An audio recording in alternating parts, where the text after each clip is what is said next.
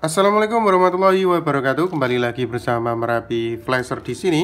Dan langsung saja, kali ini saya kedatangan handphone sudah dibongkar lagi. Kali ini handphone sudah dibongkar, mereknya Xiaomi ya. Xiaomi ini kata teman saya datang dalam posisi mati total. Ini kalau nggak salah Redmi 7A. Jadi ini Redmi 7A dalam keadaan mati total.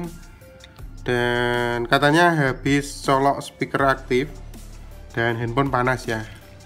Jadi saya belum cek total. Datang langsung saya coba buat konten ya. Semoga saja berhasil. Karena untuk Redmi 7A itu beda sama Redmi 5A dan 4A ya. Kalau 4A 5A itu seringnya kalau audio larinya ke power dulu. Ini pakai Redmi 7A nya SDM 439. Berarti kalau SDM 439 kebanyakan IC powernya juga memakai PM 439. Ini mengikuti CPU kebanyakannya. Untuk 4A 5A itu pakai PM 8937, ini PM 439. Saya rasa ini IC powernya PM439. Oke, kita langsung cek saja ya, apakah memang dalam keadaan mati total. Kita singkirkan dulu.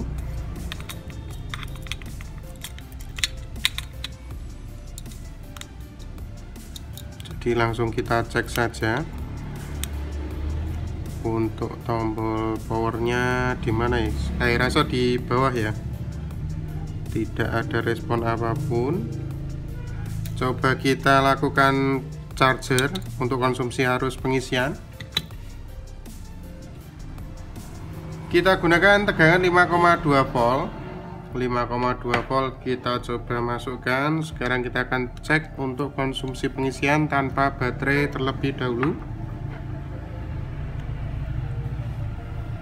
Oke, ada hentakan arus 0,1 dan turun ya. Ini berarti belum sampai untuk bergetar handphone Xiaomi nya. Kalau pakai baterai biasanya sampai 0,46 atau setengah ampere, kurang lebih sekitar itu. Dan ini hanya 0,02, berarti menandakan bahwasanya memang benar handphone ini dalam keadaan mati total. Lanjut, untuk konsumsi arus pengisian tadi pakai baterai dan tanpa baterai tetap sama, tidak ada pergerakan. Untuk lonjakan arus hanya maksimal 0,1 tanpa baterai ya. Sedangkan pakai baterai malah nggak sampai 0,1.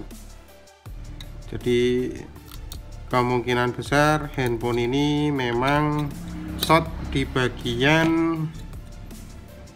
apa ya, nanti kita akan coba cek karena terhubung ke speaker aktif. Lanjut, untuk langkah selanjutnya saya akan coba matikan dulu untuk power supply nya. Oke, langkah selanjutnya kita gunakan multimeter analog dulu untuk memastikan apakah handphone ini dalam keadaan short atau tidaknya dikali 1 dengan skala ohmmeter ya. Probe hitam kita hubungkan ke ground, kita cari ground terlebih dahulu. Ya, di sini ground. Dan untuk probe hitam tetap di ground dulu, kita hubungkan ke VBAT, ada 5 sampai 10 ohm. Kita akan tukar probe-nya, seharusnya diam. Probe merah ke ground, probe hitam ke VBAT. Ada pergerakan lonjakan hingga 60 ohm lebih, 70 ohm. Ini VBAT-nya ya. Oke, berarti ini memang dalam keadaan short, benar. Oke, langkah selanjutnya kita akan ukur pakai multimeter digital di skala dioda atau buzzer. Jadi mungkin teman-teman sudah hafal ya dengan trik pengukuran saat posisi short atau tidaknya itu memakai skala dioda atau buzzer. Dan probe merah kita hubungkan ke ground.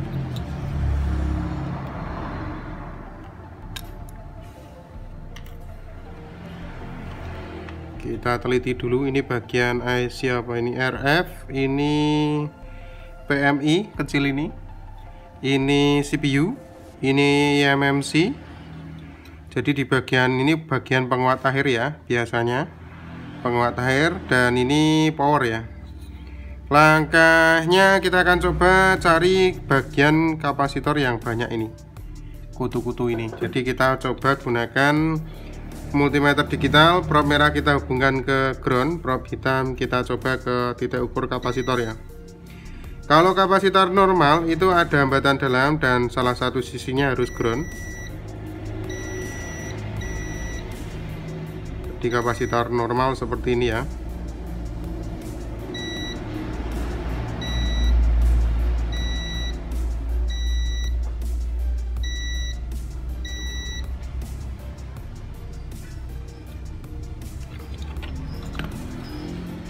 Di bagian IC power kedua ini tidak saya temukan.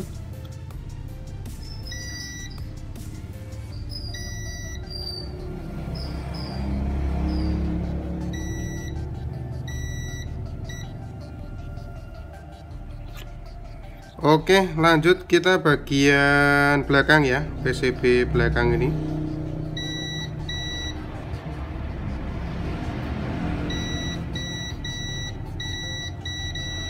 Ya, saya temukan satu kapasitor kecil ini. Dia berbunyi.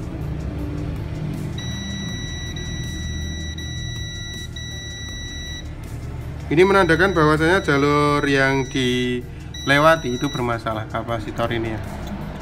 Kapasitor dekat konektor LCD ini semuanya berbunyi. Lanjut lagi, kita cari yang agak besar lagi karena ini kapasitor kecil, jadi sonteknya nggak begitu bisa kuat ya. Kita cari yang kapasitor lumayan besar di bagian dekat power, apakah ada yang short.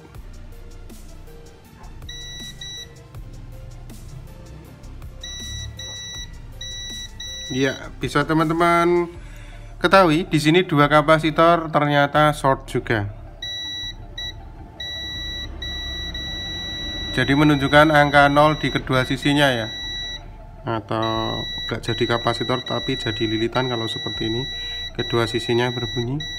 Kalau sudah seperti ini berarti bisa jadi memang benar IC powernya yang bermasalah. Tapi sebelum kita langsung vonis ini, alangkah baiknya kita akan buka skema dulu apakah jalur ini memang masuk di bagian power dan jalur kapasitor ini apakah memang masuk di bagian power ya. Oke, lanjut kita akan coba buka skematiknya. Kita buka Borneo skematik.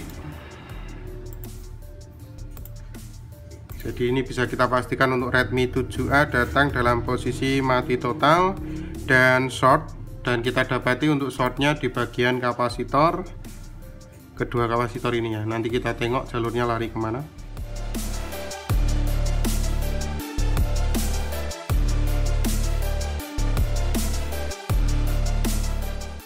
Kita cari bitmapnya dulu apakah tersedia untuk Redmi 7A. Oke, 7A belum tersedia. Kita coba lari ke bagian hardware. Ini kalau hardware juga audio Redmi 7A.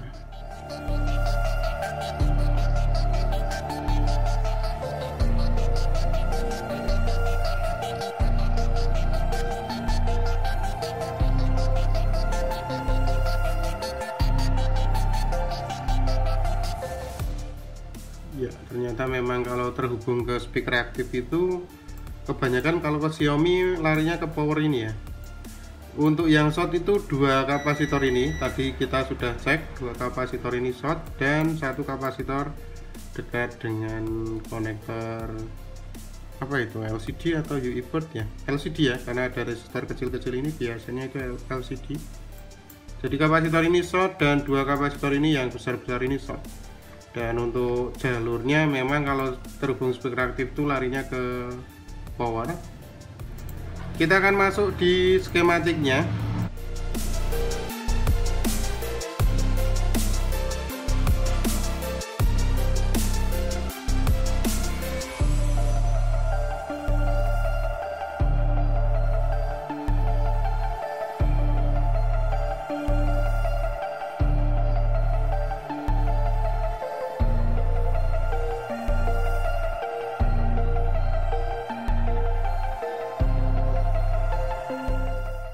Ini U1201 ya, ini IC power ini ya, U1201. Kita cari U1201.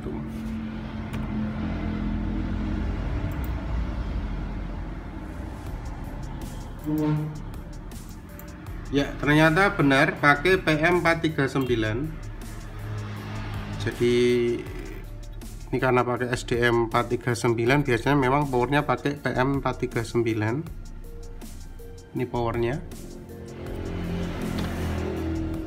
Terus apalagi tadi ini ya, untuk kapasitor C1410 dan C1411 semuanya terkoneksi di kedua sisinya, itu berbunyi ya, terhubung semuanya. Berarti kalau logonya C tapi kok terhubung salah satu sisinya itu, kalau logonya C kapasitor dan kedua sisinya berbunyi, berarti memang ini indikasi short ya. Kalau C yang normal, kapasitor yang normal itu tidak berbunyi di salah satu sisinya, malah nanti jadi bingung saya. Tapi untuk kapasitor tertentu yang non polar itu tetap bisa saja itu berbunyi kedua sisinya. Jadi kapasitor non polar dan polar ya, polaritas dan tidak berpolaritas. Oke, lanjut untuk C1410 kita cari C1410.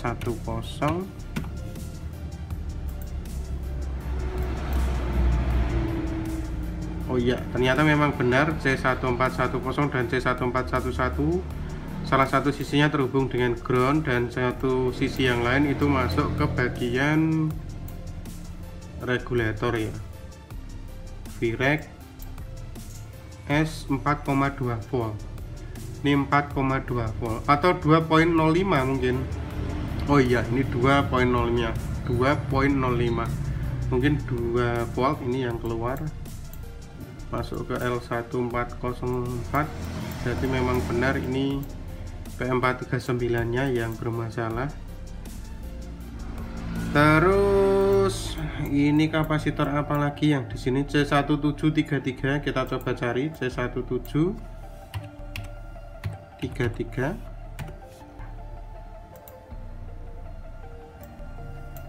Vrec L5 1.8, berarti 1,8 volt. Berarti bukan hanya C1733 tapi ini ya, 1734, 1735 juga bermasalah. 1734, 1735 bermasalah.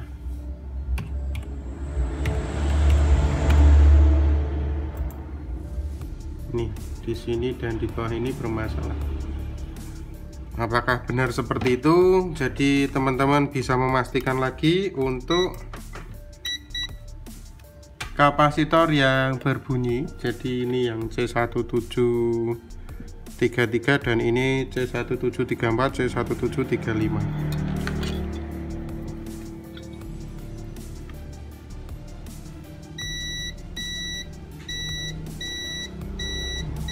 Ya, semua berbunyi ya, menandakan bahwasanya jalur ini memang 3 kapasitor ini short semua. Terus apa yang harus kita lakukan? Ya karena memang ini 2 poin tersendiri ya.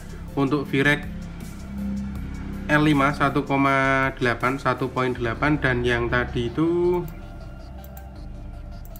apa itu tadi itu?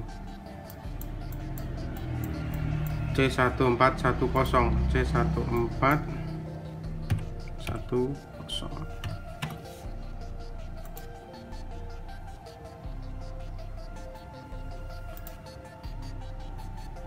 C1411.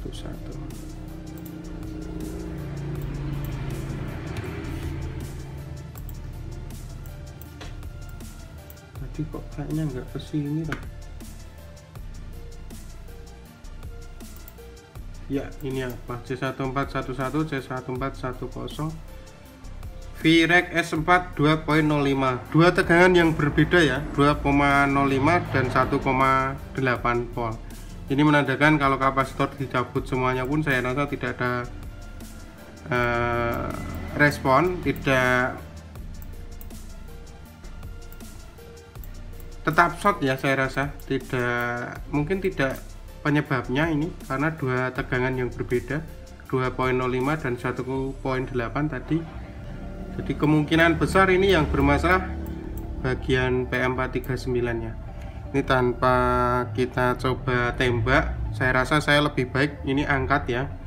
Angkat PM439 karena bisa jadi suplai untuk 1,8 dan 2,05 tadi itu memang ini yang bermasalah.